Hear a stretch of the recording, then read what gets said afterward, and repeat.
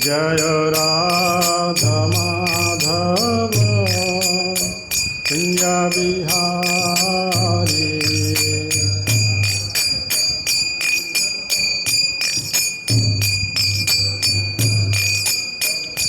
जय गोपीजनवल्लभ गिरिवरधारी।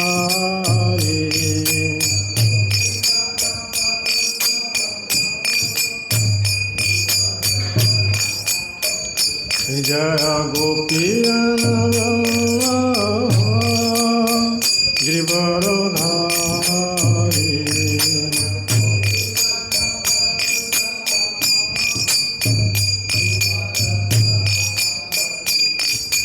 जशोदानंदन व्रज जनरंजना।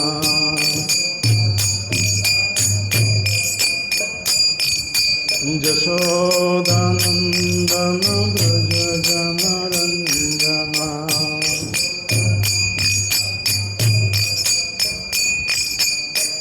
यमुना तीरावनचारी।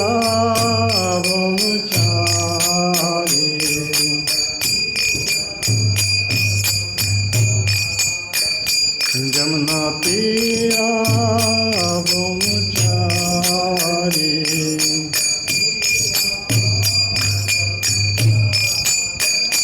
जय राधा माधव कुंज बिहारी।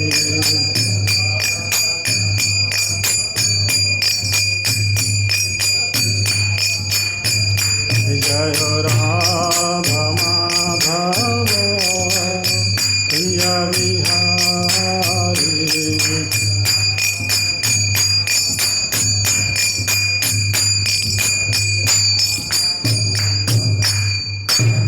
जय श्री श्री राधा माधव की। जय श्री श्री राधा गोविंद देव की। जय श्री श्री सीताराम लक्ष्मण हनुमान जी की। जय जगत गुरु शिला प्रभुपाद की। जय पतित पावन शिला गुरुदेव की। जय ग्रंथराज श्रीमद् भागवतम की। जय श्यामवेद भक्तवृंद की। निताय गौर प्रमानंदे हरि। ओम अज्ञानतिमिरन्धस्य ज्ञानाञ्जनशलाकया चक्षुरुन्मिलितं येन तस्मै श्रीगुरवे नमः। श्रीचैतन्यमनभीष्टं स्थापितं येन भूतले स्वयं रूपकदा मह्यं ददाति सपदान्तिकं। वन्देऽहं श्रीगुरो श्रीयुतपदकमलं श्रीगुरून् वैष्णवांश श्रीरूपं साग्रजातं सहगणरघुनाथान्वितं तं सजीवं साद्वैतं सावधूतं परिजनसहितं कृष्णचैतन्यदेवं श्रीराधाकृष्णपदं सहगणललिता श्रीविशाखान्वितांश्च। हे कृष्ण करुणा सिंधु दीनबंधु जगोत्पते गोपेशा गोपिकाकांत राधाकांत नमोस्तुते। तप्तकांचन गौरंगी राधे वृंदावनेश्वरी वृषभानुसुतदेवी प्रणमामि हरे प्रिय। वाञ्छाकल्पतरुभ्यश्च कृपा सिन्धुभ्येव च पतितानं पावनेभ्यो वैष्णवेभ्यो नमो नमः। नमो महावदन्नाय कृष्ण प्रेम प्रदायते कृष्णाय कृष्णचैतन्य नाम्ने गौरीतिसे नमः। नीलाचल निवासाय नित्याय परमात्मने बलभद्र सुभद्राभ्यां जगन्नाथाय ते नमः। जय श्री कृष्ण चैतन्य प्रभु नित्यानंद श्री अद्वैत गदाधर श्रीवासदि गौर भक्तवृंदम। हरे कृष्णा कृष्णा कृष्णा हरे हरे हरे राम राम राम हरे हरे। ओम नमो भगवते वासुदेवाय। ओम नमो भगवते वासुदेवाय। ओम नमो भगवते वासुदेवाय। आनंदलीलामय विग्रहाय हेमावदीपोच्छविसुन्दराय तस्मै महाप्रेमरसप्रदाय चैतन्यचन्द्राय नमो नमस्ते। चैतन्यचन्द्राय नमो नमस्ते।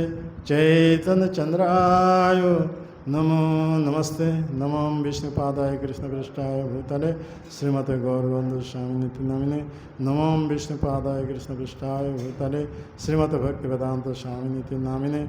नमस्ते सरस्वती देव गौरवाणी प्रचारिणे निर्विशेष शून्यवादी पश्चातदशतारिणे। जय श्री गुरुदेव, जय श्री प्रभुपाद, जय आचार्य वृंद, वैष्णव वृंद, गौर निताय, श्री श्री राधे गोविंद सीताराम लक्ष्मण हनुमान जी की। श्रीमद् भागवतम दशम स्कंद 50 अध्याय श्रीकृष्ण द्वारकापुरी प्रतिष्ठा कले। ये अध्याय आज आम 32-33 नंबर श्लोक पाठ करवा।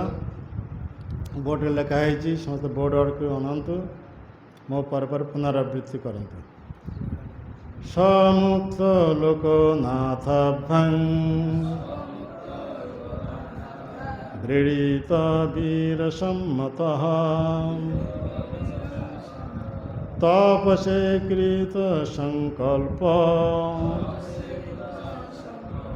वारित पोथि राजभी वाक्य पवित्रार्थ पदै नयनै प्रकृतैरोपी सकर्म बंध प्राप्तयन् जोदुभिस्ते पराभव। शब्दानुवाद। स से जरासंध मुक्त मुक्त लोकनाथाभ्याम दुई जगदीश्वर द्वारा। दुई जगदीश्वर माने कृष्ण एवं बलराम। दृढ़ित विदित पार्टी उच्चारण करना मुंडे हल विदित हाँ लज्जित वीर वीरगण द्वारा सम्मत सम्मानित तपसे तपश्चर्य संपादन निमित्त कृत संकल्प तांकर मन स्थिर करे बारित निवारण होइथिला पथि पथरे राजभी राजा मानक द्वारा वाक्य वाक्य बा कथा द्वारा पवित्र पवित्र अर्थ अर्थवह पदई शब्दावली द्वारा नयनई मुक्ति सहकारे प्राकृतई लौकिक ओपी मध्य स निजर कर्मबंध अतीत कर्मर अनिवार्य फल हेतु प्राप्त प्राप्त अयस यही जोदुभी जोदुमान द्वारा ते तुमर पराभव पराजय। श्लोकर अनुवाद। श्लोकर पर कौन सी भावार्थ दिया जाए नहीं। समस्ते ध्यान सहकारे शुणवे आ मो पर पुनरावृत्ति कर। हाँ कथ बुझीगला। योद्धा मान निकटरे उच्च सम्मानित जरासंध दुई जगदीशों ठारू मुक्ति लाभ करी लज्जा पाई थिला। हाँ अद्भुत कथा। अरे वाह हाँ आ गए लज्जा पाईगला। या ठारू बड़ माने कौन कह जा आघात आ किछि नाही। हाँ ଶସ୍ତ୍ର ଦ୍ୱାରା ଯଦି ଆଘାତ ହେବ, କ୍ଷତ ହେବ, ସେ କ୍ଷତ ଶୁଖିଯିବ। କିନ୍ତୁ ଅପମାନଜନିତ ଲଜ୍ଜାଜନିତ ଯେ କ୍ଷତ ଏ କେବେ ହେଲେ କ'ଣ କହିବ ନା ଶୁଖିବ ନାହିଁ। ବୁଝିପାରୁଛନ୍ତି? ଅପମାନଜନିତ ବୀର ମଗଧ ସମ୍ରାଟ, କେତେ କେତେ ରାଜାମାନେ କେତେ ସମ୍ମାନ କରେ, ହେ ମହାରାଜ, ହେ ସମ୍ରାଟ। ଆଜି ସେଇ ସମ୍ରାଟଙ୍କର ଏହିପରି ହୀନସ୍ତା, ଅପମାନିତ। କ'ଣ ହେଲା ନା 23 ଅକ୍ଷୟଣୀ ସେନାମାନଙ୍କୁ ନେଇ ଆସିଥିଲେ, ଆଉ ସବୁ ଶେଷ, ଯୁଦ୍ଧ ଶେଷରେ ସେ ଏକୁଟିଆ, ତାର ରଥ ବି ଭାଙ୍ଗି ଯାଇଛି। ବରୁଣ ପାଶରେ ଦୈବୀ ବନ୍ଧନ ଆଉ ସାଧାରଣ ରଜ୍ଜୁ ଦ୍ୱାରା ବନ୍ଧନ ପ୍ରାପ୍ତ ହେଇଥିଲେ। କେଡ଼େ ବଡ଼ ଲଜ୍ଜାର କଥା! ଏତେ ବଡ଼ ବୀର, ଏତେ ବଡ଼ ସମ୍ମାନ, ଯାହାର ଏହିପରି ଆଜି ହୀନସ୍ତା ହେଇଛି। ଅସ୍ତ୍ର ଦ୍ୱାରା ଯଦି କ୍ଷତ ହେବ, ଦିନେ ନା ଦିନେ ସେ ଶୁଖିବ। ଏଇ ଯେ କ୍ଷତ ଏ କେବେ ହେଲେ ଶୁଖିବ ନାହିଁ। ପଏଣ୍ଟ ମନେ ରଖନ୍ତୁ, ଆମେ ଏଇ ପଏଣ୍ଟର ଉପରେ ଆଲୋଚନା କରିବା। ତା ଶୁଣନ୍ତୁ ଧୀର ସହକାରେ। ତେଣୁ ତାଙ୍କର ମନରେ କ'ଣ ଜାତ ହେଇଗଲା, ଏହିପରି ଭାବରେ ସେ ତପସ୍ୟା ନିମିତ୍ତ ସଂକଳ୍ପ କଲା। କାହିଁ ଏହିପରି ସଂକଳ୍ପ କଲେ? ଆଉ ଏ ମୁହଁ କାହାକୁ ଦର୍ଶନ ଦେବି ନାହିଁ, ଲଜ୍ଜିତ ହେଇଯାଇଛି ନା। କେତେ କେତେ ରାଜା ତାଙ୍କୁ ସମ୍ମାନ କରୁଥିଲେ ନା, କେତେ ପ୍ରଶଂସା କରିଥିଲେ। ଆଜି ସେଇପରି ଏକ ସମ୍ରାଟ, ଏହିପରି ଏକ ମହାନ ବ୍ୟକ୍ତିତ୍ୱ ସମ୍ପନ୍ନ ରାଜା, ମହାବଳଶାଳୀ, ଆଜି ନାଗପାଶ ଦ୍ୱାରା ବନ୍ଧନ ପ୍ରାପ୍ତ ହୋଇଛନ୍ତି ଏ 2 ଜଣ ପିଲା। କୃଷ୍ଣ ବଳରାମ ବୟସ ସେତେବେଳେ କେତେ? 11 ବର୍ଷ। 2ଟା ପିଲାଙ୍କର ହାତରେ ବନ୍ଦୀବଦାସ ପ୍ରାପ୍ତ ହେଇଯାଏ, ସାଧାରଣ ରଜ୍ଜୁ ଦ୍ୱାରା ବନ୍ଧନ ପ୍ରାପ୍ତ ହେଇଯିବ। ଏଇ କେଡ଼େ ବଡ଼ ବୀର, ଯାହାଙ୍କ ଦେହରେ 10,000 ହସ୍ତିର ବଳ, ସମଗ୍ର ପୃଥିବୀକୁ ସେ ଜୟ କରିଥିଲେ। ସମଗ୍ର ପୃଥିବୀକୁ ଜୟ କରି କେତେ କେତେ ରାଜାମାନଙ୍କୁ ସେ ସଂହାର କରିଛନ୍ତି, ସେମାନଙ୍କୁ ଅନୁଚରମାନଙ୍କୁ ସଂହାର କରିଛନ୍ତି। ଏହିପରି 20,800 ରାଜନ୍ୟ ବର୍ଗକୁ ବନ୍ଦୀ କରି ରଖିଥିଲେ। କେଉଁଥି ଲାଗି? ଗୋଟେ ଗୋଟେ ରୁଦ୍ର ଯଜ୍ଞ କରିବେ, ଆଉ ରୁଦ୍ର ଯଜ୍ଞରେ 100 ରାଜାମାନଙ୍କୁ ବଲି ଦେବେ, ନର ବଲି। ତାହେଲେ 20,800 ରାଜା, ଏମାନଙ୍କୁ ଯଦି ପ୍ରତି ଥରେ 100 ରାଜାମାନଙ୍କୁ ଯଦି ବଲି ଦିଆଯିବ, ତାହେଲେ କେତୋଟି ଯଜ୍ଞ ହେବ? ଆରେ କାହାର ବୁଦ୍ଧି କାମ କରୁନାହିଁ ରେ? କେତେ? ପ୍ରତି ଥରେ 100 ରାଜାମାନଙ୍କୁ ବଲି ଦିଆଯିବ, ତାହେଲେ 20,800 ରାଜନ୍ୟ ବର୍ଗ, ତାହେଲେ କେତେଟା ଯଜ୍ଞ ହେବ? କେତେ ଥର? ଆରେ କେତେ? କାହାର ବୁଦ୍ଧି କାମ କରେନି, କ'ଣ ବୁଝିବେ କଥା? 208ଟି ଯଜ୍ଞ ହେବ। ଏତିକି କଥା କହିପାରୁନାହାନ୍ତି, ଆଉ କ'ଣ ହେବ? ରେ କିଛି ବୁଝୁନାହାନ୍ତି। 20,800 ମାନେ 20,000 ମାନେ କ'ଣ? 20,800 ଇଏ କଲେ 8 ପରେ 2ଟା ଶୂନ ଆସିଛି, 2ଟା ଶୂନ ଯଦି କଟିଯିବ, ପ୍ରତି ଥର 100 ହେଉଛି, 100 କଟିଗଲା, ରହିଲା କେତେ? 208। ଏତେ ଏଇ ହିସାବ ଯଦି ନ କରିପାରିବ ଆଉ କ'ଣ ସବୁ ବୁଝିବ କ'ଣ? 208ଟି ଯଜ୍ଞ, ରୁଦ୍ର ଯଜ୍ଞ କରିବ। ଏହିପରି 208ଟି ଯଜ୍ଞ ଯଦି ହେବ, ସମଗ୍ର ଜଗତରେ ସେ ଛତ୍ରପତି ସମ୍ରାଟ ରୂପରେ ପ୍ରତିଷ୍ଠିତ ହେବ। କି ବଡ଼ ପ୍ଲାନ୍ ତାଙ୍କର ଥିଲା। ଆଜି ସେହିପରି ଏକ ସମ୍ରାଟ, ସେହିପରି ଏକ ବଳଶାଳୀ ବ୍ୟକ୍ତି 2ଟା ବାଳକଙ୍କ ପାଖରେ ଆଜି ପରାସ୍ତ ହେଇଯାଇଛି। କୃଷ୍ଣ ବାଳକ ସେତେବେଳେ 11 ବର୍ଷ ବୟସ। ବର୍ତ୍ତମାନ ବୃନ୍ଦାବନ ଛାଡ଼ି ଆସିଛନ୍ତି ମଥୁରାକୁ। 11 ବର୍ଷ, 10 ବର୍ଷ 8 ମାସ ଆସି, ତାପରେ ଗୋଟେ ମାସ ଭିତରେ କଂସକୁ ବଧ କରିଦେବେ। ଗୋଟେ ମାସ ନୁହେଁ, ଅଧା ମାସ ଭିତରେ କଂସକୁ ବଧ କରିଦେବେ। ତାପରେ 2 ମାସ ପାଠ ପଢ଼ିବାକୁ ଯାଏ, ତାପରେ ଏଇ ଘଟଣାଟା ଘଟୁଛି। ତେଣୁ 11 ବର୍ଷ ଭିତରେ ଚାଲିଛି।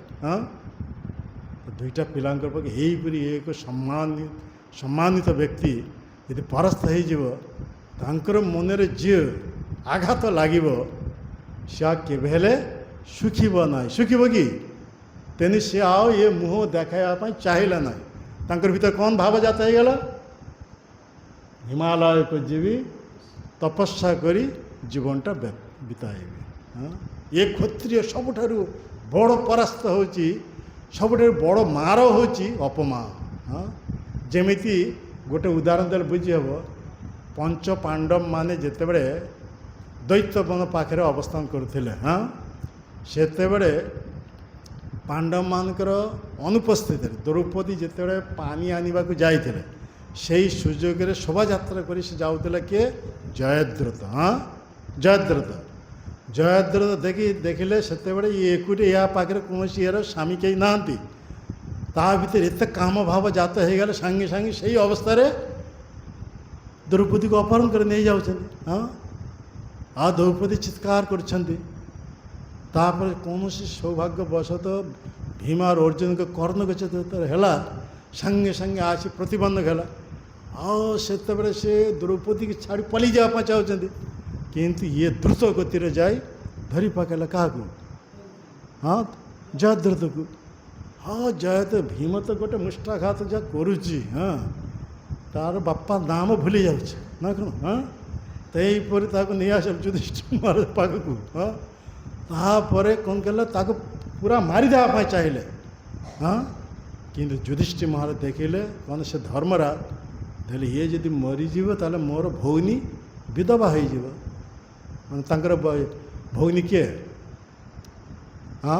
ଧୃତରାଷ୍ଟ୍ରଙ୍କର ଝିଅ କିଏ? ନହେଲେ ତାହା ବି ଯାଆନ୍ତି ନା ରେ, ଦୁଃଶାଲା। ତାହା ବି ଯାଆନ୍ତି ନା, କିଛି ସବୁ ଯାଆନ୍ତି। କ'ଣ ବୁଝିବେ ଏମାନେ?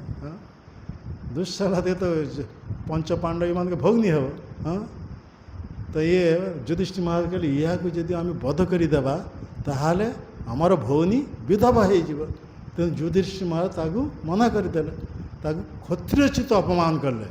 କ୍ଷତ୍ରିୟୋଚିତ ଚେରାକ ଚେରାକ କରିଦେଲେ। ସେ ବାଲ ସବୁ କାଟିଦେଲେ, ନିଶ ଫିସ ସବୁ କାଟିଦେଲେ। କ୍ଷତ୍ରିୟ ନିଶ କାଟିଦେଲେ, ବାଳ ସେମିତି ଚେରାକ ଚେରାକ କରି କାଟିଦେଲେ। ଏଠି ଟିକେ କାଟିଦେଲେ, ସେଟା ଟିକେ କାଟିଦେଲେ। ଏଠି କେଡ଼େ ବଡ଼ ଅପମାନ! ଆଉ ସେ ନିଜେ ରାଜ୍ୟକୁ ଫେରିଲାନି, ଏତେ ଅପମାନିତ ହେଇଗଲେ। ଏହା କ୍ଷତ୍ରିୟ ମୃତ୍ୟୁଠାରୁ ଆହୁରି ଭୟଙ୍କର। ତେଣୁ ସେ ଗଲେ କେଉଁଟାକୁ? ତପସ୍ୟା କରିବା ପାଇଁ। ଦେଖ, କାହାକୁ ତପସ୍ୟା? ଏସବୁ ଅସୁର ଲୋକ କେବଳ ଶିବଜୀଙ୍କର, ବ୍ରହ୍ମାଜୀଙ୍କ ତପସ୍ୟା କରିବା ବର ପ୍ରାପ୍ତ ହେବା ପାଇଁ। ତ ଶିବଜୀଙ୍କ କଠୋର ତପସ୍ୟା କରି ଶିବଜୀଙ୍କୁ ପ୍ରସନ୍ନ ବିଧାନ କରିଦେଲେ। ତ ଶିବଜୀ ପ୍ରକଟ ହେଇଗଲେ ତପସ୍ୟାରେ। ଶିବଜୀ ତ ଭୋଲାନାଥ। ତ ସେଇ ହିସାବରେ ଏ ହାତ ଯୋଡ଼ି କହୁଛନ୍ତି ଏ ପ୍ରତିଶୋଧ ନେବା ପାଇଁ। ଏ ପଞ୍ଚ ପାଣ୍ଡବମାନଙ୍କୁ ମୁଁ କେମିତି ସେମାନଙ୍କର ବିଜେତା ପ୍ରାପ୍ତ ହେଇପାରିବି? ତ ଯୁଧିଷ୍ଠିର ମହାରାଜ ମାନେ ଶିବଜୀ ସେତେବେଳେ କହୁଛନ୍ତି, ଠିକ୍ ଅଛି, ମୁଁ ବର ଦେଉଛି, କେବଳ ଅର୍ଜୁନକୁ ଛାଡ଼ି 4 ପାଣ୍ଡବମାନଙ୍କୁ ତୁମେ ଗୋଟେ ଦିନ ପାଇଁ ପରାସ୍ତ କରିପାରିବ। ଅର୍ଜୁନକୁ ସେ ଦେଲା ନାହିଁ ପରାସ୍ତ କରିବା ପାଇଁ, କାହିଁକିନା ସେ ନିଜେ ଅର୍ଜୁନ ପାଖେ ହରି ଯାଇଥିଲେ। କିଏ? ଶିବଜୀ। ଯେତେବେଳେ ଶିବଜୀ କିରାତ ବେଶରେ ଅର୍ଜୁନ ସେ ଯୁଦ୍ଧ କରିଥିଲେ, ସେଇ ଯୁଦ୍ଧରେ ଅର୍ଜୁନ ପାଖରେ ହରି ଯାଇଥିଲେ। କିଏ? ଶିବଜୀ। ତେଣୁ ସେ ପାଶୁପତ ଅସ୍ତ୍ର ଦେଇଥିଲେ ତାଙ୍କ ପ୍ରତି ପ୍ରସନ୍ନ ହେଇ। ତେଣୁ ସେ ତ ଭଗବାନଙ୍କ ଶାଖା, ତାକୁ ତ ପରାସ୍ତ କରିପାରିବ ନାହିଁ। ତେଣୁ ଇଏ କହିଦେଲେ ଶିବଜୀ, କେବଳ ଅର୍ଜୁନକୁ ଛାଡ଼ି ଗୋଟେ ଦିନ ପାଇଁ 4 ପାଣ୍ଡବମାନଙ୍କୁ ତୁମେ ପରାସ୍ତ କରିପାରିବ। ସେଇ ବର ସେ ପ୍ରାପ୍ତ ହେଲା। ଆଉ ସେଇ ବରଟା ସେ ଆପ୍ଲାଏ କଲେ କେତେବେଳେ? ଅଭିମନ୍ୟୁ ବଧ ସମୟ। ଅଭିମନ୍ୟୁ ବଧ ଯେଉଁଦିନ ହେବ, ସେଇଦିନ ଇଏ ଅର୍ଜୁନ ସେଠାରେ ନଥିଲେ। ଭଗବାନ କୃଷ୍ଣ ତାଙ୍କୁ ନେଇ ନାରାୟଣୀ ସେନାମାନଙ୍କ ପାଖକୁ ନେଇ ଯାଇଛନ୍ତି ସେଠାରେ ଯୁଦ୍ଧ କରିବା ପାଇଁ। ଏଠାରେ 4 ପାଣ୍ଡବ, ଯୁଧିଷ୍ଠିର, ଭୀମ, ନକୁଳ, ସହଦେବ, 4 ପାଣ୍ଡବ। ଆଉ ସେମାନଙ୍କ ପାଖରେ ଅଭିମନ୍ୟୁ ଆଦି ଦ୍ରୌପଦୀ ପୁତ୍ରମାନେ ଉପସ୍ଥିତ ଥିଲେ। ଆଉ ଇଏ ଦ୍ରୋଣାଚାର୍ଯ୍ୟ ବ୍ୟୂହ ରଚନା କରିଛନ୍ତି। ବ୍ୟୂହ ଭିତରେ ରହିଛନ୍ତି 7 ଜଣ ମହାରଥୀ। ତ ବ୍ୟୂହ ଭେଦ କରି ତା ଭିତରେ ପଶିବାକୁ ହେବ, ହୋଇ ଜଣେ ଜଣେ ମହାରଥୀଙ୍କ ସହିତ ଯୁଦ୍ଧ କରି ପରାସ୍ତ କରିବାକୁ ହେବ। ତ କେହି ତ ଜାଣିନଥିଲେ କେମିତି ବ୍ୟୂହ ଭେଦ କରି ଭିତରକୁ ପଶିବାକୁ ହୁଏ। ଯୁଧିଷ୍ଠିର ମାସେ ଜାଣିନଥିଲେ, ଭୀମ ବି ଜାଣିନଥିଲେ, ନକୁଳ ଜାଣିନଥିଲେ, ସହଦେବ ଜାଣିନଥିଲେ, କେବଳ ଜାଣିଥିଲେ ଅର୍ଜୁନ। ଅର୍ଜୁନ 5 ପାଣ୍ଡବମାନଙ୍କ ମଧ୍ୟରେ ଅର୍ଜୁନ ଜାଣିଥିଲେ କେମିତି ବ୍ୟୂହ ଭେଦ କରି ବ୍ୟୂହ ଭିତରକୁ ପଶିବାକୁ ହୁଏ, ଆଉ ବ୍ୟୂହରୁ କେମିତି ବ୍ୟୂହ ଭେଦ କରି ବାହାରକୁ ଆସିବେ। ଏଇ କଥାଟା ଏଇ ବିଦ୍ୟା କେବଳ ଅର୍ଜୁନ ଜାଣିଥିଲେ। ଆଉ ଅର୍ଜୁନଙ୍କ ପତ୍ନୀ ହେଉଛନ୍ତି କିଏ? ସୁଭଦ୍ରା ଆରେ ସব କେବଲାକାନ୍ତ ସବ ବସିଛନ୍ତି ଆକି ସୁଭଦ୍ରା କଥାଟା ବୁଝିପାରୁନ ତ ସୁଭଦ୍ରା ଅର୍ଜୁନ ଯେତେ ରାତିରେ ଶୟନ କରିଛନ୍ତି ସୁଭଦ୍ରା କ୍ଷତ୍ରିୟାନୀ ବସୁଦେବଙ୍କ ଝିଅ ତାଙ୍କର ଭିତରେ ବାସନା ଜାତ ହେଲା ଯେ ଏ ବିଦ୍ୟା ଶିଖିବା ପାଇଁ କେମିତି ବୁହ ଭେଦ କରି ବୁହ ଭିତରକୁ ପଶିବା କିଏ ଆଉ କେମିତି ବୁହ ଭିତରୁ ବୁହ ଭେଦ କରି ବୁହ ବାହାରକୁ ଆସିବା କିଏ ତ ଅର୍ଜୁନ ପ୍ରସନ୍ନ ହୋଇ ସେ କହିବାକୁ ଆରମ୍ଭ କଲେ ଶୋଇ ଦୁଇ ଜଣ ଅର୍ଜୁନ ଶୋଇଛନ୍ତି ସେ ଶୋଇଛନ୍ତି ତ ଏଇପରି ସ୍ୱାମୀ ସ୍ତ୍ରୀ ମଧ୍ୟରେ ଯେମିତି କଥା ହେଉଛି ତ ଇଏ ସୁଭଦ୍ରାଙ୍କ ଗର୍ଭରେ ଥିଲା ସେତେବେଳେ କିଏ ଅଭିମନ୍ୟୁ ଗର୍ଭବତୀ ଅବସ୍ଥା ତେଣୁ ଇଏ ଯେତେବେଳେ କହୁଛନ୍ତି ବୁହ ଭେଦ କରି ବୁହ ଭିତରକୁ କେମିତି ପଶିବେ କିଏ ସୁଭଦ୍ରା ଜାଗ୍ରତ ଅବସ୍ଥା ଥିଲେ ଶୁଣୁଥିଲେ ତେଣୁ ତାଙ୍କର ଗର୍ଭରେ ଯେ ସନ୍ତାନ ସେ ଶୁଣିପାରିଲେ ପରୀକ୍ଷା ଏଇ ବିଦ୍ୟାଟା ହାଫ୍ ବିଦ୍ୟା ସେ ଶିଖିଲେ ତାପରେ ସ୍ତ୍ରୀ ସୁଲଭ ଆଲସ୍ୟବଶତଃ ସୁଭଦ୍ରା ଶୋଇଯାଇଛନ୍ତି ନିଦ୍ରା ହୋଇଯାଇଛନ୍ତି ଆଉ ସେ ତ ଅର୍ଜୁନ କହୁଛନ୍ତି ବୁହ ଭିତରୁ କେମିତି ବୁହ ଭେଦ କରି ବାହାରକୁ ଆସିବାକେ ସେ କଥା ବ୍ୟକ୍ତ କଲେ ସୁଭଦ୍ରା ଶୁଣିପାରିଲେ ନାହିଁ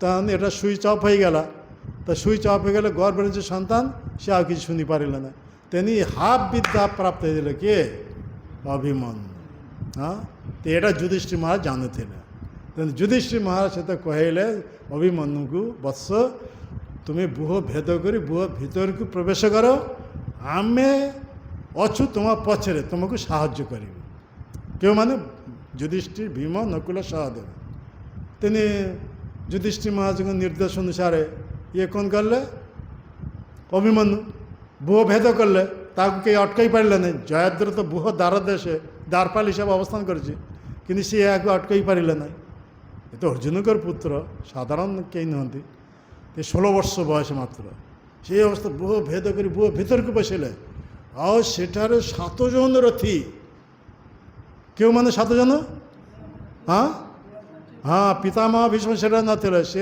ଯଦି ଥାନ୍ତେ ଏହିପରି ଅନ୍ୟାୟ ଯୁଦ୍ଧ ହେଇନଥାନ୍ତା ସେ ତ ସରସଜ୍ଜ ସାହିତ୍ୟ ହେଇଯାଇଛନ୍ତି 10 ଦିନ ଯୁଦ୍ଧ କରି ୟା ପରେ ନେତୃତ୍ୱ ଦେଲେ ଦ୍ରୋଣାଚାର୍ଯ୍ୟ ସେ ସେନାପତି ଥିଲେ ସେହି ଅବସ୍ଥାରେ ଇଏ ଦ୍ରୋଣାଚାର୍ଯ୍ୟ ତା ମହାବୀର କର୍ଣ୍ଣ ହଁ ଅଶ୍ୱତ୍ଥାମା ହଁ ତାପରେ ହେଉଛି କୃପାଚାର୍ଯ୍ୟ ହଁ ଦୁର୍ଯ୍ୟୋଧନ ଶକୁନି ଦୁଶାସନ ଏ 7 ଜଣ ଏଇ ଏତେ ବଡ଼ ବୀର କିଏ ଅଭିମନ୍ୟୁ 16 ବର୍ଷର ବୟସ ସେତେବେଳେ 16 ବର୍ଷ ବୟସରେ ଏଇପରି ଦ୍ରୋଣାଚାର୍ଯ୍ୟଙ୍କ ସହିତ ଯୁଦ୍ଧ କରି ଦ୍ରୋଣାଚାର୍ଯ୍ୟଙ୍କୁ ପରାସ୍ତ କରିଦେଲେ ମହାବୀର କର୍ଣ୍ଣଙ୍କ ସହିତ ଯୁଦ୍ଧ କରି ମହାବୀର କର୍ଣ୍ଣକୁ ପରାସ୍ତ କରିଦେଲେ ତାପରେ ଅଶ୍ୱତ୍ଥାମାଙ୍କ ସହିତ ଯୁଦ୍ଧ କରି ଅଶ୍ୱତ୍ଥାମାକୁ ପରାସ୍ତ କରିଦେଲେ କୃପାଚାର୍ଯ୍ୟଙ୍କ ସହିତ ଯୁଦ୍ଧ କରି କୃପାଚାର୍ଯ୍ୟଙ୍କୁ ପରାସ୍ତ କରିଦେଲେ ଶକୁନିକୁ ସହିତ ଯୁଦ୍ଧ କରି ଶକୁନିକୁ ପରାସ୍ତ କରିଦେଲେ ଦୁଶାସନ ସହିତ ଯୁଦ୍ଧ କରି ଦୁଶାସନକୁ ପରାସ୍ତ କରିଦେଲେ ଆଉ ଶେଷରେ ରହିଲା କିଏ ରହିଲା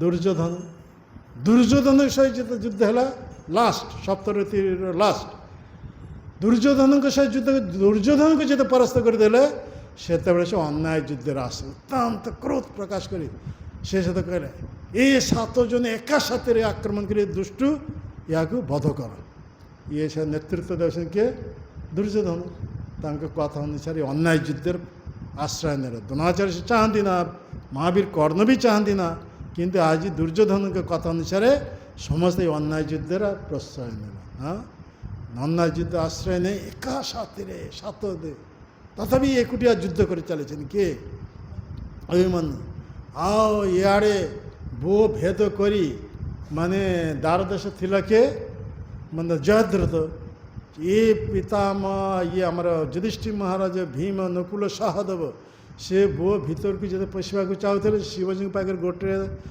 ବର ପାଇଥିଲା କିଏ ଗୋଟେ ଦିନ ପାଇଁ ଜୟଦ୍ରଥ 4 ପାଣ୍ଡବମାନଙ୍କୁ ଅଟକାଇ ପାରିବେ ତ ସେଠାରେ ଅଟକାଇ ଦେଲେ ତ ସେମାନଙ୍କୁ ଭିତରକୁ ପଶିବାକୁ ଦେଲା ନାହିଁ କଥା ବୁଝିପାରିଲ ତ ପଶିବାକୁ ନ ଦେବା ଯୋଗୁଁ ସେହି ସୁଯୋଗ ନେଇ ସପ୍ତରଥୀ ଏକା ସାଥିରେ ଆକ୍ରମଣ କରି ଏହିପରି ଶିଶୁ ବୀର କିଏ ଅଭିମନ୍ୟୁକୁ ବଧ କଲେ ହଁ ଯଦି ସେଇ ଜୟଦ୍ରଥ 4 ପାଣ୍ଡବମାନଙ୍କୁ ଯଦି ଛାଡ଼ି ଦେଇଥାନ୍ତେ ଏକା ଭୀମ ସମସ୍ତଙ୍କୁ ସେଠାରେ ସାବାଡ଼ କରିଦେଇଥାନ୍ତେ ହଁ କିନ୍ତୁ ଛାଡ଼ିଲା ନାହିଁ ସେ ଶିବଜୀଙ୍କ ପାଖରେ ବର ପାଇଥିଲେ ଗୋଟେ ଦିନ ପାଇଁ 4 ପାଣ୍ଡବକୁ ସେ ପରାସ୍ତ କରିବ 4 ପାଣ୍ଡବ ସେଠି ଅଟକାଇ ଦେଲେ ଅଭିମନ୍ୟୁ ବଧ ହେଇଗଲା ସନ୍ଧ୍ୟା ସମୟରେ ଯେତେ ଅଭିମନ୍ୟୁଙ୍କ ଚିତା ରଚନା କରାଗଲା ସେତେବେଳେ ସମସ୍ତେ ଆଉ କାହାର ସହିତ କୌଣସି ମାନେ ଶତ୍ରୁ ଭାବ ନାହିଁ, ସମସ୍ତେ ଆସି ଉପସ୍ଥିତ ହୋଇଯାଇଛନ୍ତି। ସେଇ ସବୁ ବଡ଼ ବଡ଼ ବୀର ଦ୍ରୋଣାଚାର୍ଯ୍ୟ, ମହାବୀର କର୍ଣ୍ଣ ଇଏ ସମସ୍ତେ ପୁଷ୍ପାଞ୍ଜଳି ଦେବା ପାଇଁ ସମସ୍ତେ ଆସି ଉପସ୍ଥିତ ହୋଇଯାଇଛନ୍ତି। ଆଉ ସେଇ ସମସ୍ତେ ଉପସ୍ଥିତ ଯେତେବେଳେ ଅଛନ୍ତି ସେତେବେଳେ ଯୁଧିଷ୍ଠିର ମହାରାଜ କହିଲେ କ'ଣ, ଏ ଅଭିମନ୍ୟୁ ବଧର ମୂଳ କାରଣ ହେଉଛି କିଏ? ଜୟଦ୍ରଥ। କଥା ବୁଝିଗଲ? ତ ସେଇଟିରୁ ଅର୍ଜୁନ ପ୍ରତିଜ୍ଞା କଲେ ଯେ ଆସନ୍ତାକାଲି ସୂର୍ଯ୍ୟ ଉଦୟରୁ ସୂର୍ଯ୍ୟ ଅସ୍ତ ଯିବା ପୂର୍ବରୁ ମୁଁ ଏହାକୁ ବଧ କରିବି। ଆଉ ଯଦି ଏହାକୁ ବଧ ଯଦି ନ କରିପାରିବି ତାହେଲେ ନିଜ ହାତରେ ଅଗ୍ନିଚିତା ରଚନା କରି ଅଗ୍ନିରେ ଝାସ ଦେଇ ମୁଁ ଆତ୍ମବିସର୍ଜନ ଦେବି। ଏ ପ୍ରସଙ୍ଗ ଅଲଗା, ଆମେ ସେ ଗୋଟେ ଥର କହିଥିଲୁ, ଆମେ ସେ ପ୍ରସଙ୍ଗ ଯିବା ନା। ଆମର କଥା କହିବାର ଉଦ୍ଦେଶ୍ୟ ହେଉଛି କ'ଣ, ଏଠାରେ ଏହିପରି ଏକ ବୀର ଯେତେ ଅସମ୍ମାନ କରାଗଲା, ଭୀମ ତାଙ୍କ ମୁଣ୍ଡ ବାଳ ସବୁ ଅଧା କାଟିଦେଲେ, ଅଧା ରଖିଲେ, ଏମିତି ନିଶ କାଟିଦେଲେ, ଏ କଲେ, ପୁରା କ୍ଷତ୍ରିୟଚିତ ଅପମାନ। ସେଇ କ୍ଷତ୍ରିୟଚିତ ଅପମାନ ପ୍ରତିଶୋଧ ନେବା ପାଇଁ ସେ ଆଉ ନିଜ ରାଜ୍ୟକୁ ଫେରିଗଲା ନାହିଁ, ସେ ଗଲେ ତପସ୍ୟା କରିବା ପାଇଁ। ଠିକ୍ ଏଠାରେ ଜରାସନ୍ଧ ସେ 23 ଅକ୍ଷୟଣୀ ସେନାମାନଙ୍କୁ ନେଇ ଆସିଥିଲେ। ଆଉ 23 ଅକ୍ଷୟଣୀ ସେନା ସମସ୍ତଙ୍କୁ ନାଶ କରିଦେଇଛନ୍ତି। କିଏ ମାନେ? କୃଷ୍ଣ ବଳରାମ। ଆଉ ଜରାସନ୍ଧଙ୍କ ରଥ ଭାଙ୍ଗି ଦେଇଛନ୍ତି, ତାକୁ ନାଗପାଶରେ ବନ୍ଦୀ କରିଛନ୍ତି। ବରୁଣ ପାଶ, ବରୁଣ ପାଶ କହିଲେ ଅନ୍ୟ କିଛି ନୁହେଁ, ନାଗପାଶ। ଯେମିତି ଆମେ ଦେଖିବା ଏ ପ୍ରସଙ୍ଗରେ କଥା ଅଛି, ବଲି ମହାରାଜ ଯେତେବେଳେ ମାନେ ଭୃଗୁକଚ୍ଛ କହିଲେ ବର୍ତ୍ତମାନ ଭରୁଚ ଯେଉଁଟା କୁହାଯାଉଛି, ଆମେ ସବୁ ଯାଇଥିଲୁ, ସେଇସବୁ କଥା କୀର୍ତ୍ତନ କରିଥିଲୁ ସେଠାରେ, ଯେତେ ପ୍ରଚାର ଥିଲି ସିଆଡ଼େ। ତ ଭୃଗୁକଚ୍ଛ ସେଟା ବର୍ତ୍ତମାନ ଭରୁଚ ହୋଇଛି, ଭରୁଚ। ତ ସେଠାରେ ଆମର ଭକ୍ତି ବିକାଶ ସ୍ୱାମୀ ମହାରାଜଙ୍କ ଆଶ୍ରମ ରହିଛି, ବହୁତ ଭକ୍ତ, ହଜାର ହଜାର ଭକ୍ତ ସେଠାରେ ଅଛନ୍ତି। ତ ଏଠାରେ ଦେଖାଯାଉଛି କ'ଣ, ସେଇଠାରେ ମୋତେ ନେଇଥିଲେ। ତ ସେଇ ଜାଗାରେ ଇଏ ବଲି ମହାରାଜ ଯେତେବେଳେ ଯୋଗ କରିଦେଲେ, ଭଗବାନ କୃଷ୍ଣ ବାମନ ଅବତାର ରୂପ ଧାରଣ କରି ଆସିଥିଲେ। ଆସି ସେ 3 ପାଦ ଭୂମି ପ୍ରାର୍ଥନା କରିଥିଲେ। ବଲିମା ଦେବା ପାଇଁ ଯେତେ ପ୍ରସ୍ତୁତ ହୋଇଗଲେ, ସେତେ ପ୍ରଥମ ପାଦରେ ଭୂଲୋକ ସହ ସବୁ ଅଧିକାର କରିନେଲେ, ଆଉ ଦ୍ୱିତୀୟ ପାଦ ଉଚ୍ଚ ଲୋକ ସହ ଅଧିକାର କରି ନେଇ ପୁଣି ବ୍ରହ୍ମାଣ୍ଡରେ ଆବରଣ ପଦ ନଖ ଦ୍ୱାରା ଛିଦ୍ର ବନାଇ, କାରଣ ସମୁଦ୍ର ଜଳ ଏ ବ୍ରହ୍ମାଣ୍ଡକୁ ନେଇ ଆସିଲା ଗଙ୍ଗା ରୂପରେ। ପଦନଖ ନୀର ଜନିତ ଜନ ପାବନ କେଶବ ଧୃତ ବାମନ ରୂପ ଜୟ ଜଗଦୀଶ ରେ। ଜୟଦେବ ଗୋସ୍ୱାମୀ ଲେଖିଛନ୍ତି, ଛଲେସି ବିକ୍ରମନେ ବୋଲି ଅଦ୍ଭୁତ ବାମ ପଦନଖ ନୀର ଜନିତ ଜନ ପାବନ କେଶବ ଧୃତ ବାମନ ରୂପ ଜୟ ଜଗଦୀଶର। ତ ସେଇ ଭଗବାନ ବାମନ ଅବତାର ରୂପ ନେଇ ଯେତେବେଳେ ଆସିଥିଲେ, 3 ପାଦ ଭୂମି ମାଗିଥିଲା। ତ ପ୍ରଥମ ପାଦରେ ସବୁ ଅଧିକାର କରିନେଲେ, ଦ୍ୱିତୀୟ ପାଦ ସବୁ ଉଚ୍ଚ ଲୋକ ଅଧିକାର କରିନେଲେ, ଆଉ ତୃତୀୟ ପାଦ ଭୂମି ଦେବା ପାଇଁ ତାଙ୍କର ପାଖେ କିଛି ନଥିଲା, ସର୍ତ୍ତ ପୂରଣ କରିପାରିଲା ନାହିଁ। ତେଣୁ ଭଗବାନଙ୍କ ନିର୍ଦ୍ଦେଶ ତାଙ୍କର ପାର୍ଶ୍ୱଦମାନେ କ'ଣ କଲେ, ବରୁଣ ପାଶରେ ତାଙ୍କୁ ବନ୍ଦୀ କଲେ। ଏଇ ବରୁଣ ପାଶ କହିଲେ, ଏଠାରେ ଯେମିତି ବରୁଣ ପାଶ ବଳରାମ, ଭଗବାନ ବଳରାମ ଜରାସନ୍ଧଙ୍କୁ ବନ୍ଦୀ କଲେ। 2ଟି ପାଶ, ଗୋଟେ ହେଉଛି ଦୈବୀ ପାଶ, ଦେବ ପାଶ। ଦୈବ ପାଶ ମାନେ ଏ ବରୁଣ ପାଶ, ଦେବତାଙ୍କର ପାଶ, ବରୁଣଙ୍କର ପାଶ। ବରୁଣଙ୍କ ପାଶ ଦ୍ୱାରା ବନ୍ଦୀ କଲେ କାହାକୁ? ଜରାସନ୍ଧଙ୍କୁ। ଆଉ ଲୌକିକ ପାଶ ମାନେ ଏସବୁ ଲୌକିକ ଦୌଡ଼ି, ୟା ଦ୍ୱାରା ବନ୍ଦୀ କଲେ। ତ 2ଟା ପାଶ ଦ୍ୱାରା ବନ୍ଦୀ, ଗୋଟେ ହେଉଛି ଦୈବୀ ପାଶ, ଆଉ ଗୋଟେ ଲୌକିକ ପାଶ ଦ୍ୱାରା ବନ୍ଦୀ। କେଡ଼େ ବଡ଼ ଅପମାନ। ତାପରେ ଇଏ ମାରିବାକୁ ଯାଉଥିଲେ କି ଭଗବାନ ବଳରାମ, ତାକୁ ଶେଷ କରି ତାଙ୍କର ହାତରେ ଆସିଯାଇଛନ୍ତି। କିନ୍ତୁ ଭଗବାନ କୃଷ୍ଣଙ୍କ ପ୍ଲାନ୍ ଅଲଗା ଥିଲା। ତେଣୁ ସେ ହସିଲେ, ବଳରାମ କ୍ରୋଧିତ ହୋଇଯାଇଥିଲେ ତାକୁ ଶେଷ କରିବା ପାଇଁ। କିନ୍ତୁ ଇଏ ଦୃଷ୍ଟି କେତେ ସବୁ ରାଜାମାନଙ୍କୁ ସଂହାର କରିଛନ୍ତି। ତେଣୁ ଏହାକୁ ବଧ କରିବା ପାଇଁ ବଳରାମ କ୍ରୋଧିତ ହୋଇଯାଇଥିଲେ। କିନ୍ତୁ ଭଗବାନ କୃଷ୍ଣ ସେ ସହିତ ହସୁଛନ୍ତି, କାହିଁକିନା ସେ ମାଷ୍ଟର ପ୍ଲାନ୍ ନେଇଛନ୍ତି। ଏହାର ଦ୍ୱାରା ଅନ୍ୟ ସବୁ ଦୃଷ୍ଟିମାନଙ୍କୁ ଏଟାକୁ ଅଣାଯିବ, ଆମେ ସମସ୍ତେ ସେମାନଙ୍କୁ ସଂହାର କରିବୁ, ଏହାକୁ ଛାଡ଼ି ଦିଆଯିବ। ଆଉ ଶେଷରେ ଏ କାମ ସରିଗଲା ପରେ ଭୀମଙ୍କ ଦ୍ୱାରା ଏହାକୁ ବଧ କରିବାକୁ ହେବ। আর ইয়ে কোন করিবে 18 থর কাଳଜବଙ୍କୁ ସାଙ୍ଗରେ ନେଇ ଆସିବେ। ସେ ସେମିତି 3 କୋଟି ମ୍ଲେଚ୍ଛ ସୈନିକମାନଙ୍କୁ ନେଇ ଆସିବେ। ସମସ୍ତଙ୍କୁ ଆମେ ଏଠାରେ ସଂହାର କରିବୁ। আর ଏ କାଳ ଯବନ ମୁଚୁକୁନ୍ଦଙ୍କ ଦ୍ୱାରା ଭସ୍ମିତ କରାଇବ। ଆଉ ଏହିପରି ମୋର ଭକ୍ତ ମୁଚୁକୁନ୍ଦ ତାହାକୁ କ'ଣ କରିବା? କୃପା କରିବ। ହଁ, ଏସବୁ ପ୍ଲାନ୍ ନେଇଛନ୍ତି କିଏ? ଭଗବାନ କୃଷ୍ଣ। ତେଣୁ କୃଷ୍ଣ ସେତେବେଳେ ବଳରାମକୁ କହିଲେ, ଭାଇ ୟାକୁ ଛାଡ଼ି ଦିଅନ୍ତୁ। ହଁ ହଁ, ଇଏ ଅନ୍ୟ ସମସ୍ତ ଦୁଷ୍ଟମାନଙ୍କୁ ସଂଗ୍ରହ କରି ନେଇ ଆସିବେ। ଆମେ ଏଠାରେ ଆରାମସେ ସେମାନଙ୍କୁ ସମସ୍ତ ସଂହାର କରି ଏହିପରି ପୃଥିବୀ ଭାର ଅପହରଣ କରିବେ। ଏ ଭଗବାନ କୃଷ୍ଣଙ୍କର ପ୍ଲାନ୍। ତେଣୁ ଏଠାରେ ଦେଖାଯାଉଛି ଜରାସନ୍ଧ ଏହିପରି ଭାବରେ ତାଙ୍କୁ ପାଶ ବନ୍ଧନ କରାଯାଇଥିଲା, ପାଶ ଦ୍ୱାରା ବନ୍ଧନ ପ୍ରାପ୍ତ କରାଯାଇଥିଲା। କୃଷ୍ଣଙ୍କ କଥାରେ ତାକୁ ପାଶ ମୁକ୍ତ କରି ଦିଆଗଲା, ତାହାକୁ ଅପମାନିତ କରି ଛାଡ଼ି ଦିଆଗଲା। ହଁ, ତାହେଲେ କେଡ଼େ ବଡ଼ ଅପମାନ! ହଁ, ଯେଉଁ ବୀର ଅନ୍ୟ ସମସ୍ତ ରାଜାମାନଙ୍କ ଦ୍ୱାରା ସମ୍ମାନିତ ହେଉଥିଲେ, ସମ୍ରାଟ ବୋଲି, ମହାରାଜ ବୋଲି କେତେ ସମ୍ମାନ କରୁଥିଲେ, ଆଜି ସେହିପରି ମହାରାଜ, ସେହିପରି ସମ୍ରାଟ ହୀନସ୍ଥ ହୋଇଛନ୍ତି, ଅପମାନିତ ହୋଇଛନ୍ତି ଦୁଇ ଜଣ ବାଳକଙ୍କ ଦ୍ୱାରା, କୃଷ୍ଣ ବଳରାମଙ୍କ ଦ୍ୱାରା। ତେଣୁ ଅତ୍ୟନ୍ତ ଲଜ୍ଜିତ ହୋଇଯାଇଛନ୍ତି। ତେଣୁ ଇଏ ମୁହଁ କାହାକୁ ଦର୍ଶନ ଦେବେ ନାହିଁ। ଆରେ ବଲ, ଇଏ ମୁହଁ କାହାକୁ ଦର୍ଶନ ଦେବେ ନାହିଁ। ତେଣୁ ସେଇଠୁ ସେ ଯାଉଥିଲେ କେଉଁଟାକୁ? ତପସ୍ୟା କରିବା ପାଇଁ। କେଉଁଟାକୁ? ହିମାଳୟକୁ। କାହାକୁ ତପସ୍ୟା କରିବେ? ଏ ସବୁ ଅସୁର ଶିବଜୀଙ୍କ।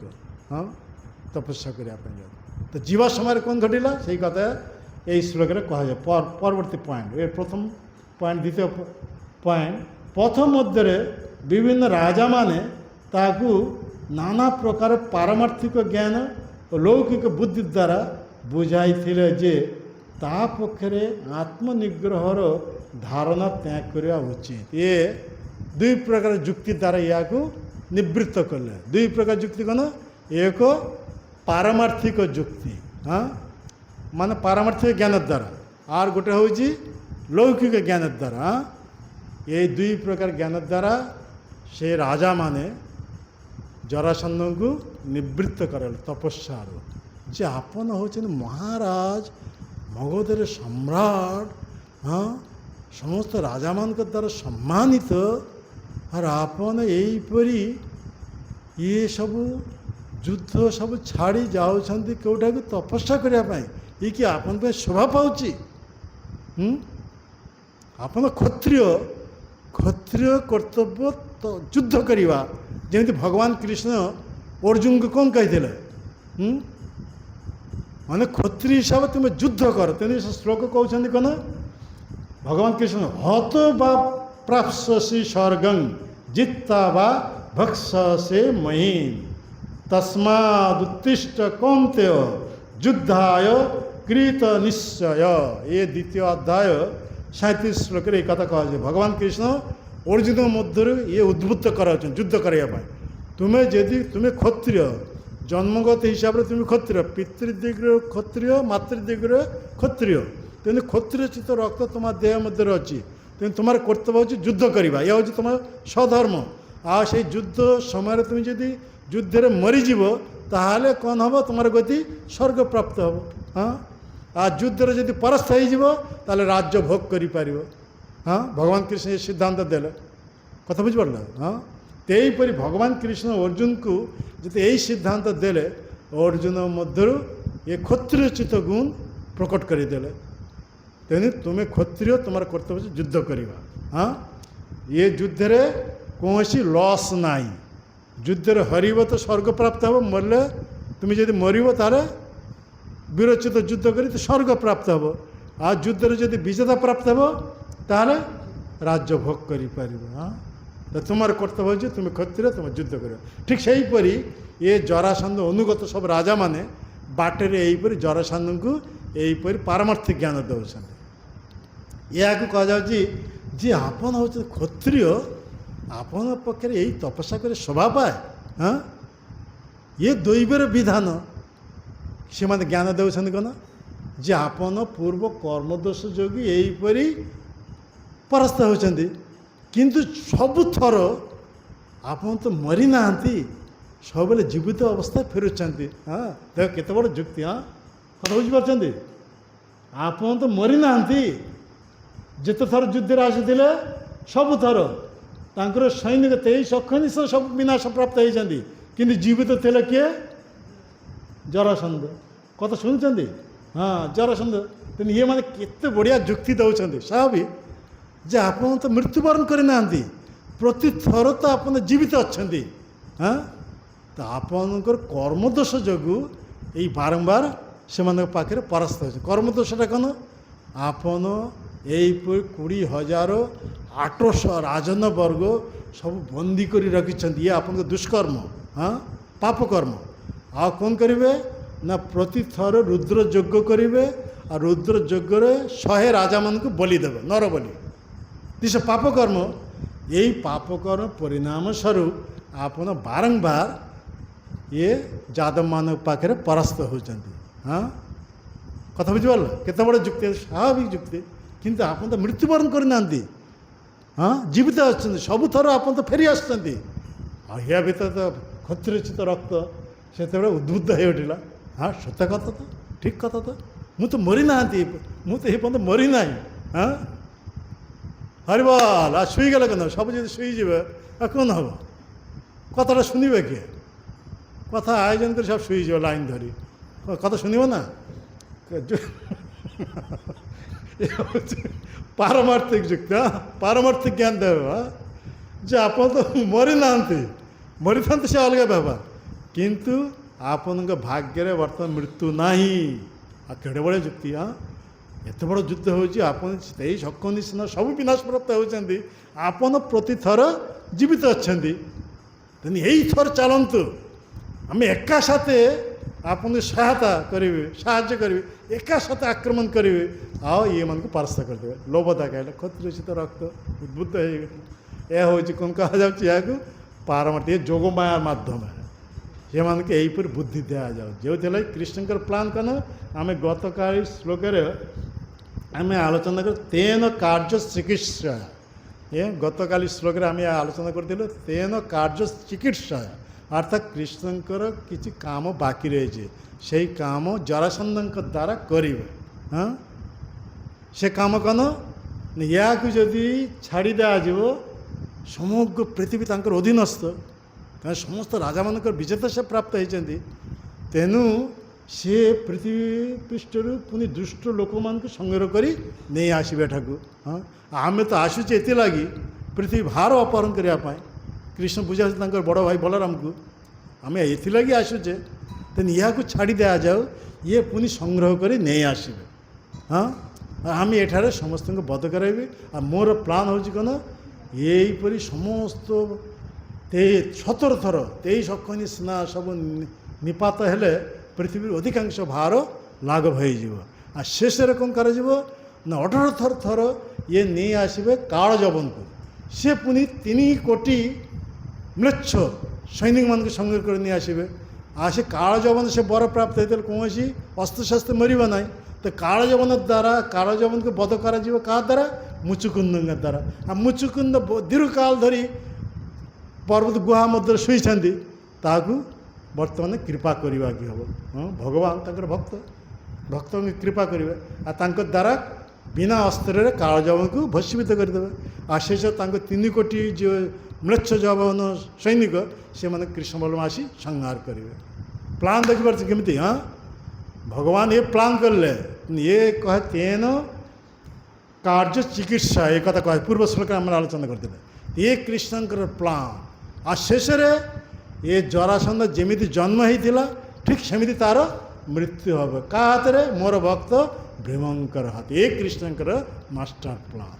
ହଁ, କଥା ବୁଝିପାରିଲେ? ହଁ, କୃଷ୍ଣଙ୍କ ମାଷ୍ଟର ପ୍ଲାନ୍ ଦେଖନ୍ତୁ। ହଁ, ତେଣୁ ଯୋଗମାୟା ମାଧ୍ୟମରେ ଏହିପରି ସେ ରାଜାମାନଙ୍କୁ ବୁଦ୍ଧି ଦେଉଛନ୍ତି, ସେଇମାନେ ଏହିପରି ଏମାନଙ୍କୁ ଉତ୍ସାହିତ କରୁଛନ୍ତି। କାହାକୁ?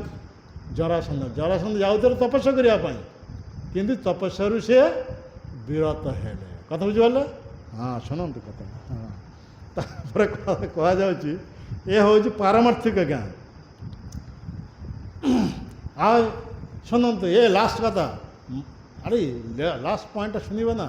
ଏ ତ ପାରମାର୍ଥିକ ଜ୍ଞାନ ଦେଲେ, ବର୍ତ୍ତମାନ ଲୌକିକ ବୁଦ୍ଧି। ଲୌକିକ ବୁଦ୍ଧି ସେ ରାଜାମାନେ କହୁଛନ୍ତି ଏ କୃଷ୍ଣଙ୍କର ମାୟା। ହଁ, ଯେମିତି ଦୁର୍ଯ୍ୟୋଧନଙ୍କର ସଭାରେ ଆସିଥିଲେ ଭଗବାନ କୃଷ୍ଣ, ଶାନ୍ତି ଦୂତ ହିସାବରେ। ଲାଷ୍ଟ ପାଇଁ ନା ତ ଆସିଥିଲେ, ତ କୃଷ୍ଣ ମାଗିଲେ ଦୁର୍ଯ୍ୟୋଧନ ପାଖରୁ 5ଟି ଗ୍ରାମ ମାଗିଲେ ପଞ୍ଚ ପାଣ୍ଡବମାନଙ୍କର ପାଇଁ। ହଁ, ଯଦି 5ଟି ଗ୍ରାମ ଦେଇଦେବେ ଆଉ ଯୁଦ୍ଧ ହେବ ନାହିଁ। ସମଗ୍ର ପୃଥିବୀ ଏକଛତ୍ର ସମ୍ରାଟ ରୂପରେ ଦୁର୍ଯ୍ୟୋଧନ ଭୋଗ କରିପାରିବେ। ଏ ଲୋଭ ଦେଖାଇଲା। ଆଉ ଭଗବାନ କୃଷ୍ଣ ବାହାରେ ଏଇପରି ମାଗୁଛନ୍ତି, ଆଉ ଭିତରେ ସେ ପରମାତ୍ମାରୁ ତାକୁ ମୋଡ଼ିଫାଇ କରିବେ। ଖବରଦାର, ଯୁଦ୍ଧ ବ୍ୟତୀତ ସୂଚୀର ଅଗ୍ରଭାଗ ଯେତିକି ମାଟି ଉଠିବ ସେତିକି ବି ଦେବ ନାହିଁ। ଭିତରେ ସେହିପରି ତାକୁ ବତେଇ ଶୁଣ। ଆଉ ଦୁର୍ଯ୍ୟୋଧନ ଏ କଥା ଶୁଣି, କୃଷ୍ଣଙ୍କ ମୁଖରେ ଡାଇରେକ୍ଟ କଥା ଶୁଣି, 5ଟି ଗ୍ରାମ, ଏ ତ ବିଶାଳ ବଡ଼ କଥା। ହଁ, ଯୁଦ୍ଧ ବ୍ୟତୀତ ସୂଚୀର ଅଗ୍ରଭାଗରେ ଯେତିକି ମାଟି ଉଠିବ ସେତିକି ବି ଦେବେ ନାହିଁ। ହଁ, ବିନା ବିନା ଯୁଦ୍ଧେ ନାହିଁ ଦେବ ସୁଚାଗ୍ର ମେଦିନୀ। ହଁ, ଦୁର୍ଯ୍ୟୋଧନ ଏ କଥା ଉଠାଇଲେ। ସେତେବେଳେ କୃଷ୍ଣଙ୍କ ଲୀଳା, କୃଷ୍ଣ ତ ଚାହୁଁଛନ୍ତି ଯୁଦ୍ଧ କରିବା ହେବା ପାଇଁ। ହଁ, ପୃଥିବୀ ଭାର ହରଣ କରିବେ। ମାନେ ଜରାସନ୍ଧ ପାଖରୁ ସେ ବଞ୍ଚି ଯାଇଛନ୍ତି, ସେମାନଙ୍କୁ ନେଇ ଆସେ କୁରୁକ୍ଷେତ୍ର ଯୁଦ୍ଧରେ ଅବଶିଷ୍ଟ। ସେଇଟା ସମସ୍ତଙ୍କୁ ଶେଷ କରିବେ, ପୃଥିବୀ ଭାର ଅପହରଣ କରିବେ। କୃଷ୍ଣଙ୍କର ପ୍ଲାନ୍। ତା ଶେଷରେ କୃଷ୍ଣ କହିଲେ ତ ଯୁଦ୍ଧ ହେବ ନା, ତ ସେ ସେତେ ଫେରି ଯାଉଛନ୍ତି କୃଷ୍ଣ। ସେତେବେଳେ ଦୁର୍ଯ୍ୟୋଧନ କହିଲେ ବାସୁଦେବ ତାଙ୍କ ସମ୍ବନ୍ଧୀ ହୁଏ। ହଁ, ସମ୍ପର୍କ ହିସାବରେ ଦୁର୍ଯ୍ୟୋଧନ ଝିଅ କୃଷ୍ଣଙ୍କର ପୁଅ ଶାମ୍ବ ବାହା ହେଇଥିଲା। ତେଣୁ ସେ କହୁଛନ୍ତି ବାସୁଦେବ ତୁମ ଲାଗି କେତେ ପ୍ରକାର ମୁଁ ଆଇଟମ୍ କରି ରଖିଛି। ହଁ, ଆସ ଖାଇବା ଆସ। କୃଷ୍ଣ କହିଲେ ମୁଁ ଯେ ଉଦ୍ଦେଶ୍ୟରେ ଆସିଲି ତାହା ସଫଳ ହେଲା ନାହିଁ। ଆଉ ବ୍ୟକ୍ତି 2ଟି କାରଣରେ ଭୋଜନ କରନ୍ତି। ହଁ, ଯାହାର ପ୍ରବଳ ଭୋକ ଅଛି ତାକୁ ଯଦି ଅନୁରୋଧ କରାଯିବ ତାହେଲେ ସେ ଖାଇବ। ହଁ, ଆଉ ଯାହାର ପେଟ ଭରା ଅଛି ତାକୁ ଅନୁରୋଧ କଲେ ସେ ଖାଇବେ କି? ଯଦି ତାଙ୍କର ମଧ୍ୟ ପ୍ରୀତି ଥିବ, ପ୍ରୀତିବଶତ ସେ ପେଟ ଭରା ଅଛି ତଥାପି କିଛି ନେବେ। ହଁ, କଥା ବୁଝିପାରିଲ? 2ଟା ପଏଣ୍ଟ। ଯାହାର ଭୋକ ଅଛି ତାହାକୁ କିଛି ଖାଇବାକୁ ଦେଲେ ସେ ଖାଇବ, ଆଉ ଯାହା ଭୋକ ନାହିଁ ତାକୁ କହିଲେ ବି ସେ ଖାଇବ ନାହିଁ। କିନ୍ତୁ ତାଙ୍କର ପ୍ରତି ଯଦି ପ୍ରୀତି ଥିବ ତାହେଲେ ସେ ଯଦି ପ୍ରୀତିବଶତ ତାକୁ ଆମନ୍ତ୍ରଣ କରିବେ, ପ୍ରୀତି ରକ୍ଷା ପାଇଁ ସେ କିଛି ଗ୍ରହଣ କରିବ। ତ ମୋ ପ୍ରତି ତୁମର ପ୍ରୀତି ନାହିଁ କିମ୍ବା ମୋର ଭୋକ ନାହିଁ, ମୁଁ ଖାଇବି ନାହିଁ। এই କଥା କହି ଯେତେ ଫେରି ଯାଉଛନ୍ତି କୃଷ୍ଣ, ସେ ତ ଦୁର୍ଯ୍ୟୋଧନ ଭିତରେ କ୍ରୋଧ ଜାତ ହେଇଗଲା। ଆରେ କିଏ କୁଆଡ଼େ ଅଛି ଦୁଷ୍ଟୁ? ହଁ, କୃଷ୍ଣଙ୍କୁ ବନ୍ଦୀ କର। ଦୁର୍ଯ୍ୟୋଧନକୁ ହଜାର ହଜାର ସବୁ ଅନୁଗାମୀ ସବୁ ହାତରେ କ'ଣ ପାଶ ନେଇ ଅସ୍ତ୍ର ନେଇ ଦୌଡ଼ି ଆସିଲେ ବନ୍ଦୀ କରିବା ପାଇଁ, ହଜାର ହଜାର। ଆଉ କୃଷ୍ଣ ପଛକୁ ଅନେଇକିରି ସେତେ ବିରାଟ ରୂପ ଧାରଣ କଲେ। କିଏ ମୋରେ ବାନ୍ଧିତ ପାରେ ଦେଖ ବିଦ୍ୟମାନ, ତୁମମାନଙ୍କୁ ଉପସ୍ଥିତିରେ ଦେଖ କିଏ ମୋତେ ବାନ୍ଧି ପାରୁଛି। ଏଇ କଥା କହି କୃଷ୍ଣ ବିଶାଳ ରୂପ ଧାରଣ କଲେ। ବିରାଟ ରୂପ, ବିଶାଳ ରୂପ ଭଗବାନଙ୍କର ପାଖରେ ଇଏ ସବୁ ବାନ୍ଧିବା ପାଇଁ ଯେ ଆସିଥିଲେ ଛେଳି ମେଣ୍ଢା ଭଳି। ହଁ, ହାତୀ ପାଖରେ ଛେଳି ମେଣ୍ଢା, ତ ଛେଳି ମେଣ୍ଢା ଦ୍ୱାରା କେମିତି ହାତୀ ଅଟକାଇ ପାରିବେ କି? ତ ଠିକ୍ ସେହିପରି କେହି ବାନ୍ଧି ପାରିଲେ ନାହିଁ।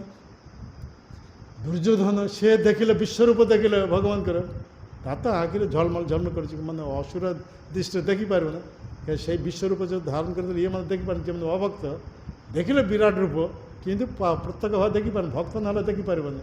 ହଁ, ତ ଇଏ ତାପରେ କୃଷ୍ଣ ଯେତେବେଳେ ବାନ୍ଧି ପାରିଲେନି କୃଷ୍ଣକୁ, କୃଷ୍ଣ ଯେତେବେଳେ ଫେରି ଯାଉଛନ୍ତି ସେତେବେଳେ ଦୁର୍ଯ୍ୟୋଧନ ଅତ୍ୟନ୍ତ ଅପମାନିତ ହେଇଗଲା, ଲଜ୍ଜିତ ହେଇଗଲା। ସେ ତାଙ୍କର ମିତ୍ର କର୍ଣ୍ଣ ଆସି କହୁଛନ୍ତି, ମିତ୍ର ତୁମେ କାହିଁକି ଦୁଃଖ କରୁଛ?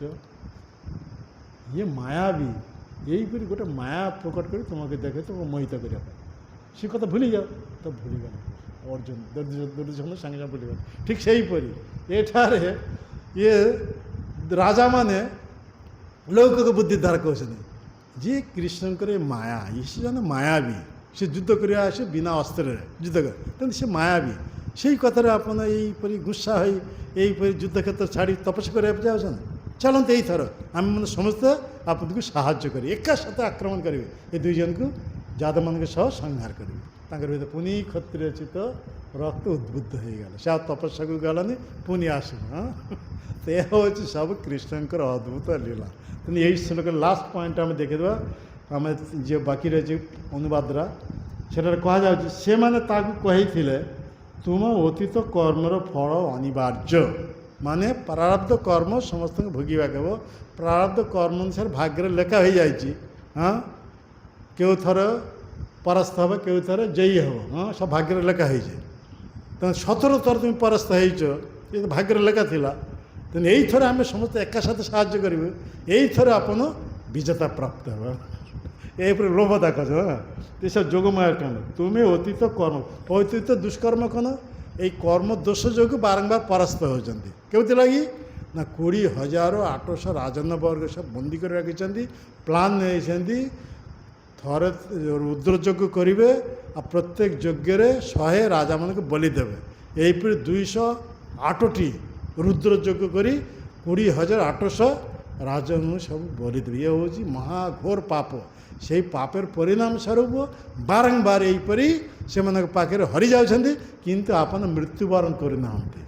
କି କେବଳ ଲୋଭ ଦେଖାଉଛ ନା, ସବୁଥର ଜୀବିତ ହୋଇ ଫେରୁଛନ୍ତି। ହଁ, ତାହେଲେ ଏହା ବି ତ ସ୍ୱାଭାବିକ, ଏ ତ ଉପଯୁକ୍ତ ଯୁକ୍ତି। ହଁ, ମୁଁ ତ ମୃତ୍ୟୁବରଣ କରିନି ଏପର୍ଯ୍ୟନ୍ତ, ମୁଁ ତ ଏପର୍ଯ୍ୟନ୍ତ ମରିନାହିଁ, ସବୁଥର ତ ମୁଁ ଜୀବିତ ଅବସ୍ଥା ଫେରୁଛି। ତେଣୁ ଇଏ ମାନେ ଆହୁରି ଉଦ୍ବୁଦ୍ଧ କରିଦେଉଛନ୍ତି। ତେଣୁ ଏଇଥର ପୁଣି ସେ ଆସିବେ 18 ଥର ଏହିପରି ସମସ୍ତ ରାଜାମାନଙ୍କୁ ନେଇ, ସଦୁଷ୍ଟମାନଙ୍କୁ ନେଇ ଆସିବେ। ସେଇଥର କୃଷ୍ଣ କ'ଣ କରିବେ? ଏ ଯୁଦ୍ଧକ୍ଷେତ୍ର ଛାଡ଼ି ପଳେଇଯିବ କୃଷ୍ଣ ବଳ। ହଁ, କାହିଁକିନା ଲାଷ୍ଟ ଥର ଜରାସନ୍ଧ ବ୍ରାହ୍ମଣମାନଙ୍କ ପୂଜା କରୁଥିଲେ, ଆଉ ସେମାନଙ୍କ ଆଶୀର୍ବାଦ ପ୍ରାପ୍ତ ହେଇଥିଲେ। ଏଇଥର ଯଦି ମୁଁ ବିଜେତା ପ୍ରାପ୍ତ ଯଦି ନ ହେବେ, ତାହେଲେ ସମସ୍ତଙ୍କୁ ମୁଁ ବଲି ଦେବି। ଆଉ ଶୋଇଯାଉଛନ୍ତି କେମିତି? ହଁ, ଇଏ ଜରାସନ୍ଧ କହୁଛନ୍ତି, ହଁ, ବ୍ରାହ୍ମଣମାନଙ୍କୁ ପୂଜା କଲେ, ବହୁତ ଆଦର ସହକାରେ, ବହୁତ ଉପହାର ଦେଇ, ଦକ୍ଷିଣା ଦେଇ, ଆଉ ତାଙ୍କେ ସେମାନଙ୍କୁ ଆଶୀର୍ବାଦ ନେଉଛନ୍ତି। ଆଉ ସେମାନେ ଆଶୀର୍ବାଦ କଲେ, ହେ ମହାରାଜ, ଆପଣ ଏଇଥର ବିଜେତା ପ୍ରାପ୍ତ ହେବେ। ବ୍ରାହ୍ମଣ ଆଶୀର୍ବାଦ କଲେ। କିନ୍ତୁ କୃଷ୍ଣମାନଙ୍କ ସହିତ ଯୁଦ୍ଧ, ସେଇ ବ୍ରାହ୍ମଣମାନେ କୃଷ୍ଣମାନଙ୍କ ଚରଣ ପ୍ରାର୍ଥନା କଲେ, ହେ ପ୍ରଭୁ, ଏଇଥର ଆପଣ ଜାଣି ଶୁଣି ପରାସ୍ତ ହେଇଯାଆନ୍ତୁ, ତାହେଲେ ଜରାସନ୍ଧ ନିଜ ହାତରେ ଆମମାନଙ୍କୁ ସମସ୍ତଙ୍କୁ ବଲି ଦେବେ। ଏଇଥର ଯଦି ସେ ପରାସ୍ତ ହେବେ, ସେ ଯଦି ଫେରି ଆସିବେ, ଆମମାନଙ୍କୁ ସମସ୍ତଙ୍କୁ ବଲି ଦେବେ। ସେଇ ବ୍ରାହ୍ମଣମାନଙ୍କର କାତର ପ୍ରାର୍ଥନା ରକ୍ଷା କରିବା ପାଇଁ କୃଷ୍ଣ ଏଇ ଭକ୍ତମାନଙ୍କୁ ରକ୍ଷା କରିବା ପାଇଁ ଯୁଦ୍ଧକ୍ଷେତ୍ର ଛାଡ଼ି ଏଇ ପଳାୟନ ଲୀଳା କରୁଛନ୍ତି। ହଁ, କଥା ବୁଝିପାରିଲେ? ହଁ, ମୁଣ୍ଡରେ ଲାଗିଲା ତ? ହଁ, ଯାଇକି କେଉଁଠି? ପ୍ରୋହର୍ଷଣ ପର୍ବତର ଆଉ ଇଏ ପଛରେ 23 ଅକନି ସେନାମାନଙ୍କ ସହ ପଛରେ ଧାଅ କଲେ। ହଁ, ଆଉ ସେମାନେ ଚଢ଼ିଗଲେ ପ୍ରୋହର୍ଷଣ, ବହୁତ ଉଚ୍ଚା ପର୍ବତ। ହଁ, ପ୍ରୋହର୍ଷଣ ପର୍ବତର ଚଢ଼ିଗଲେ। ଆଉ ଜରାସନ୍ଧ ଦେଖିଲେ ଏଇଥର ପରାସ୍ତ ହେଇଯାଇଛନ୍ତି, ଇଏ ଦୁଇ ଜଣକୁ ପୋଡ଼େଇ ମାର। ତେଣୁ ଚାରିଆଡ଼େ ସେ ନିଆଁ ଲଗାଇଦିଅ। ସେ ପର୍ବତ ଚାରିଆଡ଼େ ନିଆଁ ଲଗାଇଦେଲେ, ନିଆଁ ଜଳୁଛି। ଆଉ କୃଷ୍ଣ ବଳ ଏମାନଙ୍କୁ ଅଲକ୍ଷ୍ୟର ଉପରେ ଲମ୍ଫ ଦେଇ ଚାଲିଗଲେ। ତାର ଆଗରେ ପ୍ଲାନ୍ ହେଇ ରହିଛି, ବିଶ୍ୱକର୍ମା ଗୋଟେ ଦିନ ରାତ୍ରି ମଧ୍ୟରେ ସେ ଦ୍ୱାରକାପୁରୀ ନିର୍ମାଣ କରିଦେଇ ସେଇଟା ଦ୍ୱାରକାରେ ଚାଲିଗଲେ। ଇଏ ଥର ଏମାନେ ବିଜେତା ପ୍ରାପ୍ତ ହେଲା। ଜରାସନ୍ଧ କେତେ ଆନନ୍ଦ, ମାନେ 17 ଥର ପରାସ୍ତ ହେଇ 18 ଥର ମୁଁ ବିଜେତା ପ୍ରାପ୍ତ ହେଇଛି। ଆଉ ଆସି ବ୍ରାହ୍ମଣମାନଙ୍କୁ ଭୁରି ଭୁରି ପ୍ରଶଂସା କରିଛନ୍ତି, ଆପଣଙ୍କ ଆଶୀର୍ବାଦରେ। ଶୋଇଯାଉଛନ୍ତି କି ଏ କଥାରେ କ'ଣ ହବ? ଆପଣଙ୍କ ଆଶୀର୍ବାଦରେ ମୁଁ ଏଇଥର ବିଜେତା ପ୍ରାପ୍ତ ହେଇ 2 ଜଣଙ୍କୁ, ଏ ଦୁଷ୍ଟ 2 ଜଣଙ୍କୁ ପୋଡ଼େଇ ମାରିଛି। କୃଷ୍ଣ ଏ ମନକୁ ମନ ଦିଲ୍ଲୀ କା ଲଡ୍ଡୁ ଖାଉଛି। କିଏ? ଜରାସନ୍ଧ। କୃଷ୍ଣ ବଳରାମ ତାପରେ ଆସିବ, ସେଇ କୃଷ୍ଣ ଅର୍ଜୁନ ଆଉ ଭୀମକୁ ସାଙ୍ଗରେ ନେବ। ଲାଷ୍ଟ କାମ ବାକି ରହିଛି, ଭୀମଙ୍କ ଦ୍ୱାରା ତାକୁ ବଧ କରାଇବ। ଏ ହେଉଛି କୃଷ୍ଣଙ୍କର ମାଷ୍ଟର ପ୍ଲାନ୍। ଜୟ ଗ୍ରନ୍ଥରାଜ ଶ୍ରୀମଦ୍ ଭାଗବତମ କି ଜୟ ଶିଲ ପ୍ରଭୁପାଦ କି जय श्री गुरुदेव की जय श्री भक्तवृंद की निताई गौर प्रमानंदे हरे।